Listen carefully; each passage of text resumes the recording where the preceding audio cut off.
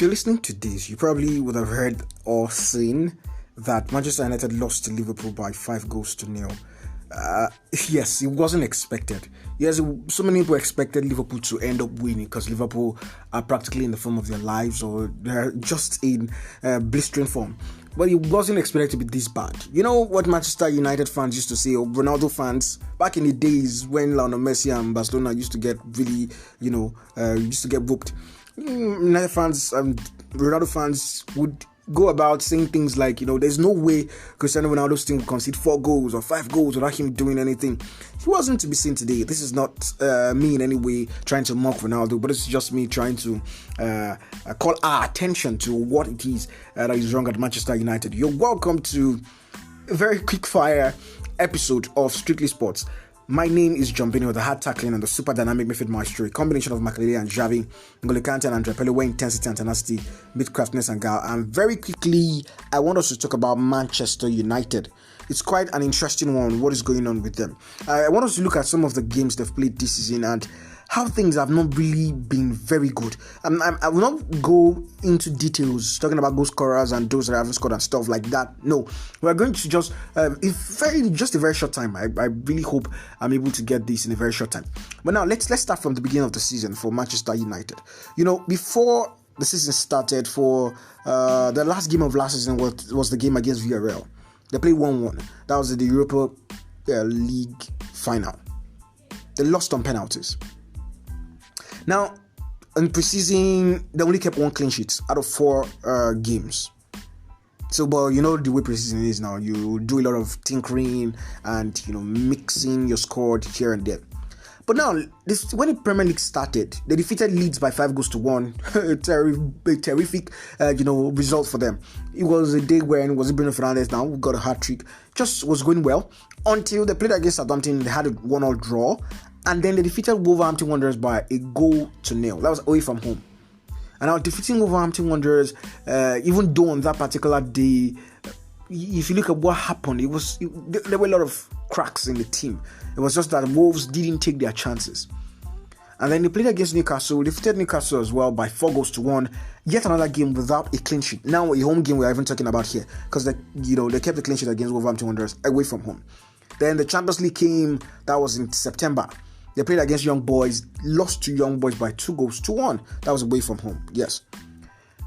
Now coming back to the Premier League, they went all the way to, is in the London Stadium now, played against West Ham United, defeated West Ham by 2-1. West Ham would have gotten a draw in that game had Noble buried the penalty, but David DeGea made a crucial save in that one.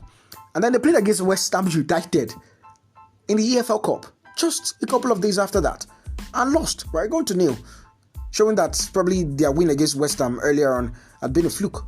Then they played against Villa at home again. Old Trafford. That's the place that they used to call the Theatre of Dreams back when we were younger. They lost to Aston Villa by 1-0. Manchester United, man. Okay. Alright. And then they played against Villarreal. They defeated Villarreal by 2-1. Yet another home game without a clean sheet. That was in the Champions League.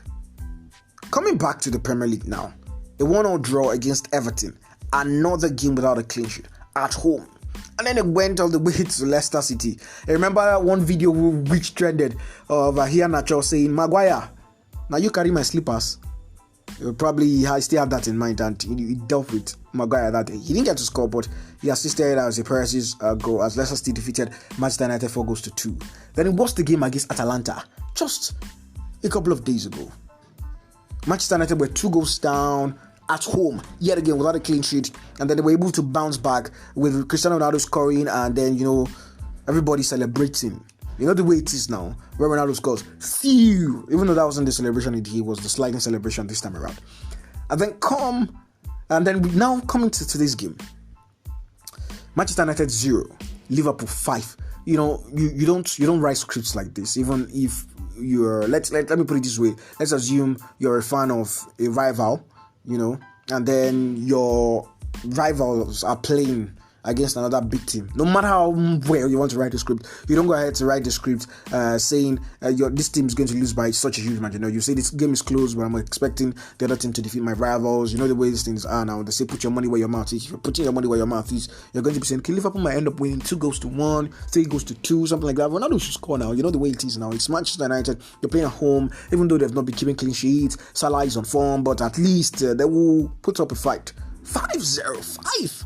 5. Hey, Naby Keita, Diogo Jota, and then of course the man on form, Mo Salah. That's the song on everyone's lips right now. Even those who aren't supporting Liverpool were happy about this game today. Do you know why? So many of us captained Mohamed Salah in our fantasy Premier League, and I think he got 21 points, if I'm not mistaken. They multiply by 2 for those who captained 42. Then now 3 bonus points. So you know what I'm talking about now. 24 points times 2. That should be 48. From one man. He had an assist. Yeah, he assisted Naby Keita's goal very early in the game in the 5th minute. And then, Trent Alexander-Arnold the game. What a player. Already up to about 36 assists so far. And this boy is still very young. And the person with the highest number of assists in the Premier League is Leighton Baines with 53. Definitely, by the end of this guy's career, he would have dusted whoever it is that is number 2 on the list. Robertson is another player on that particular list on 40 Premier League assists. But looking at what is going on with Manchester United, things are not going on really well for them.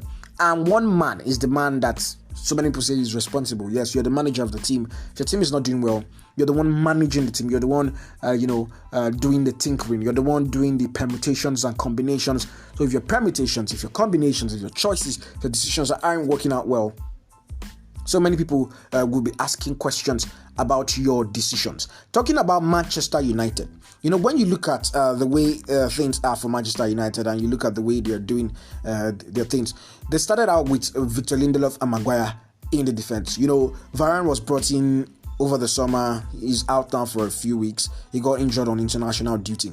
Then Mason Greenwood was there. Marcus Rashford coming in for Jadon Sancho, a guy that they bought and thought he was going to come in and start firing on all cylinders, but the guy is just keeping clean sheets anyhow, competing with Edron Mendy, But Sancho should come up good very soon.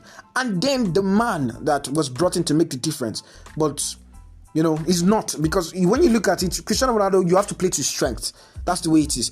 You should not just play him as top 9. They are playing him as top 9. Also have another top 9 in the team, someone like Cavani. That way, Cristiano Ronaldo is able to drift around the pitch while you have an arrowhead. Because if Cristiano Ronaldo not getting supply of the ball, you just ultimately, you ultimately be put out of the game, be shut out of the game, and that's just how it works. But you know what it is. For Liverpool, the time they came to, what is it called now, Old Trafford in May, I think they came with, I'm trying to remember the guys' names, 2 young centre-backs like that. And they still dominated. And today they came without Thiago and Fabinho, 2 of their best midfielders, arguably.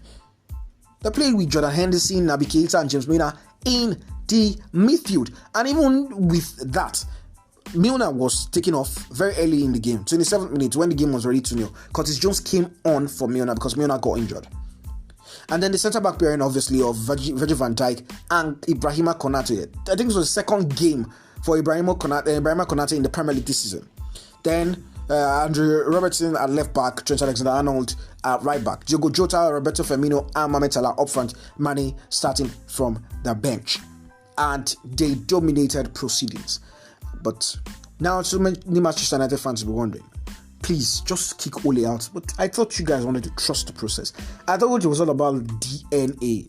But it is what it is. Manchester United fans, let me know what you think about these. Those that aren't fans of Manchester United are well. Please let me know what you think about this. Because the thing is doing me somehow. What is going on at Manchester United? Are they just doing vibes and inshallah, or see you and inshallah? Because today, their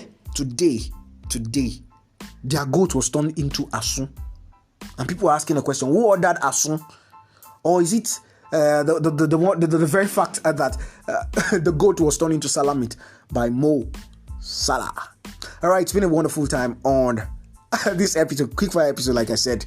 And on the very serious note, I'm sitting on my bed as well, recording this. It's quite interesting. Thank you very much for listening up until this very moment. Jumbio is my name, and I'm the super dynamic midfield maestro. Don't forget to spread kindness wherever you find yourself.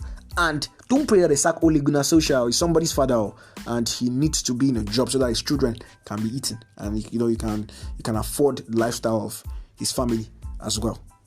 Bye for now.